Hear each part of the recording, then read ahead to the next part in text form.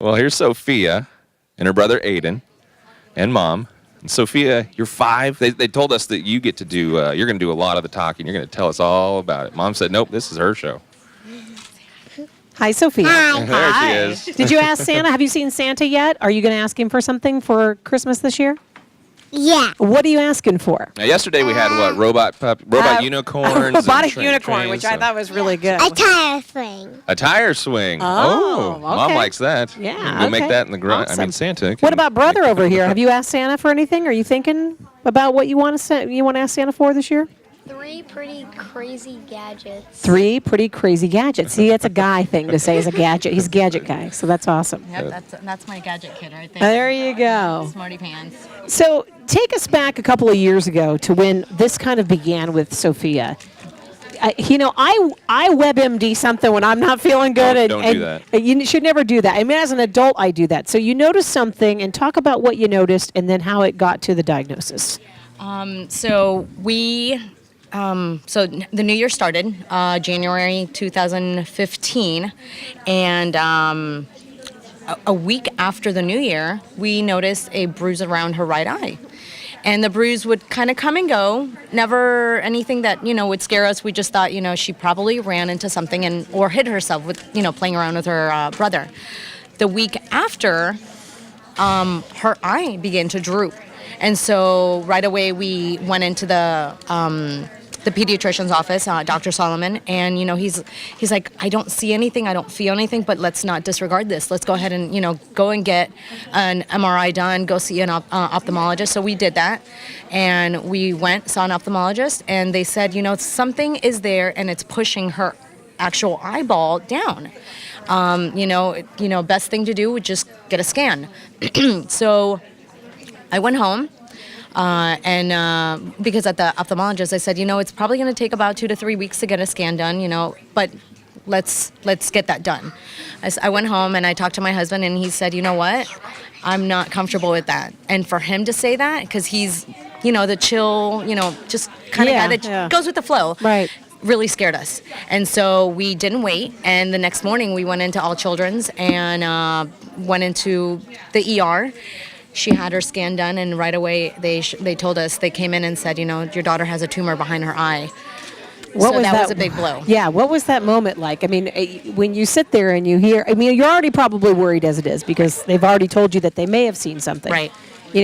Talk about that moment that the doctor comes in and says, look, I've got not so great news. And she walks in and she has an aide with her, and automatically we thought something's up. And then those words come out of her mouth, your daughter has cancer. And I just remember dropping down to the ground, screaming, crying, this can't be. The only other cancer I knew in my life was my grandmother. She passed away from colon cancer, and that's the only other story I've ever heard. So for me, it was very scary, to know that my daughter had stage 4 neuroblastoma. Wow. Yeah. Wow. So talk about your experience here at Johns Hopkins All Children's. I mean, from finding out this is happening to then getting treated. I just know this hospital it's just such a special place for a lot of different reasons, but talk about your personal experience. So coming into the ER, getting the information we needed to right away, they quickly put us into a room and then began our story here at All Children's. The doctors were unbelievable, super supportive, super educational. They gave us step-by-step of everything Sofia had to go through that first week before she could start chemotherapy and the rest of the treatment. It turned into a funny joke within our family that every weekend we were at our downtown condo. We love downtown St. Pete. It is beautiful, and so All Children's became our downtown condo. We love our nurses. We had some of the most incredible nurses, the cleaning staff, the doctors. I mean, everybody here had just the most amazing love and support for our family. Had you ever been to the hospital before this happened with Sofia? Not with Sofia. One time before, Aiden had just gotten out of the shower and he was wrapped up in his blanket and slipped and fell and cracked his chin open. So, and even then we ran in here and they took care of him right away, and that was our first experience with All Children's. But other than that, I mean, this was This was the one. the Yeah. one. Well, yeah. how about Sophia? Sophia, what did you think when you were here? When you were having to come to the hospital so often? What did you think of this place? Do you remember? She was trying so to little. gather She the was thoughts. 2.5 when she was diagnosed. I was going to say, Okay. so how far along are you guys now in the So- in the process? So she was 2.5 when she was diagnosed. She is now 5 years old. She has been cancer-free for the last 2 years. That's awesome. And it was amazing. So she was diagnosed January and then became no evidence of disease in September, Awesome. her birthday month.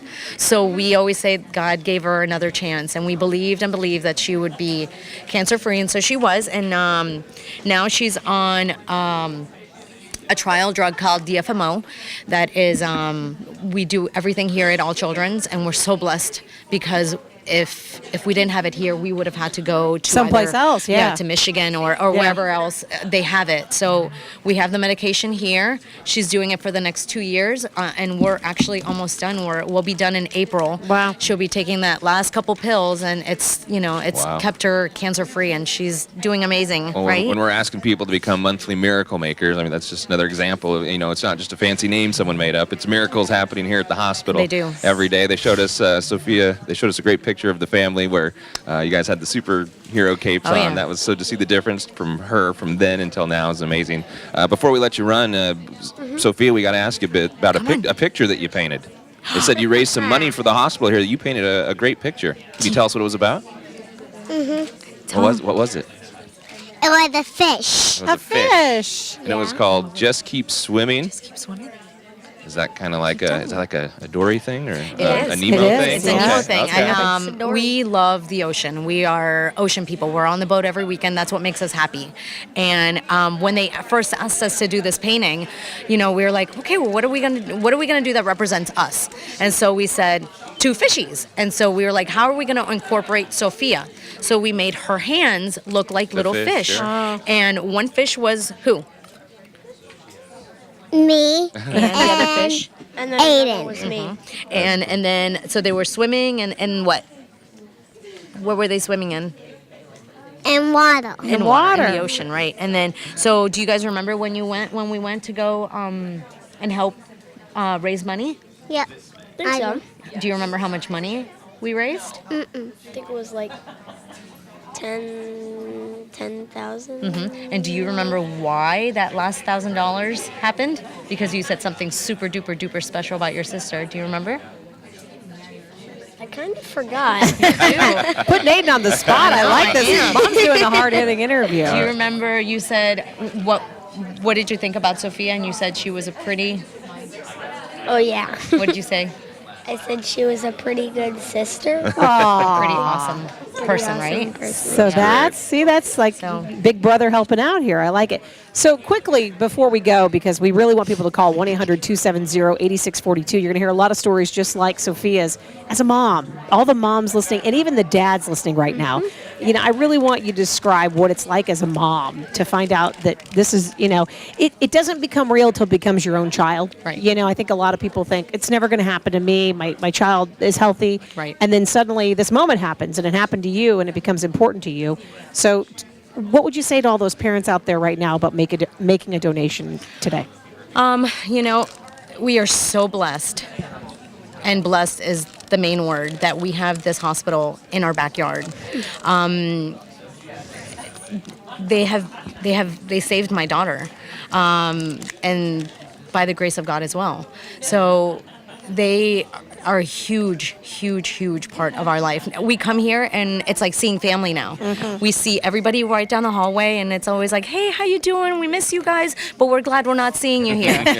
So just the most incredible, incredible hospital out there, honestly and truthfully. And it's funny, every time we go shopping and they ask us to donate to St. Jude's, I'm like, no, we need to donate to our local hospital. I'm sorry. It stays right here I'm in like, Tampa we need Bay. to do it for our place. Yeah. This is the money that goes right here to families like Sophia and other families around the Tampa Bay area and other patients that come in. And we're so blessed to have this hospital right in our own backyard. Yeah, that is the cool part about it. None of this money leaves. It all stays local. It all stays right here in the community. Sophia, thank you so much for hanging out with us a little bit and sharing your story today. And Merry Christmas to you. I hope you're good till Santa gets here, right? Yeah. Yeah. We'll let you and yeah. Aiden, you and your brother get back to eating those M&Ms. All right. Oh, we didn't do much talking. Okay, can you say thank you so much? Thank you so much. You're welcome, and stay well, Sophia. Please donate. That's right. Oh. There you go. And that's the reason we are asking for donations. Great stories like Sophia's, and it all helps with you stepping up to the plate, you making that call, and you helping keep things rolling here at Johns Hopkins All Children's Hospital. We'll make you a monthly Miracle Maker. Easy to do. Take you just a couple minutes on the phone. $15 a month or 50 cents a day when you really break it down. 1-800-270-8642. 1-800-270-8642. 1-800-270-8642. We'll continue here from Johns Hopkins All Children's Hospital. It's our U.S. 1035 Cares for Kids Radiothon.